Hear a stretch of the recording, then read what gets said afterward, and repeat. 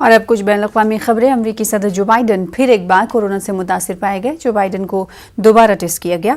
Report में corona की मुस्बत अलामतें पाई गई हैं। व्हाइट हाउस के डायरेक्टर केविन ओ'कॉनर ने तहरीरी तौर पर इस बात की इत्तला दी है। उन्होंने बताया कि पहली बार पॉजिटिव टेस्ट के बाद बाइडन ने अपना कोर्स मुकम्मल कर लिया, जिसके बाद इन्हें दोबारा टेस्ट किया गया। रिपोर्ट में कोरोना की मुस्बत अलामतें पाई गई हैं और बाइडन ने अपने ट्वीट में तहरीर किया कि मैं साथ में काम करने वालों का ख्याल करते हुए अपने आप को अलग कर लिया हूं। मैं अभी भी काम कर रहा हूं और बहुत जल्द वापस आऊंगा। रूस और यूक्रेन के बीच जंग शुरू हुए 5 महीने से भी ज़्यादा अरसा हो चुका है, लेकिन अभी भी दोनों ममालिक के दरमियान जंग ख़त्म होने के कोई आसार नज़र नहीं आ रहे हैं।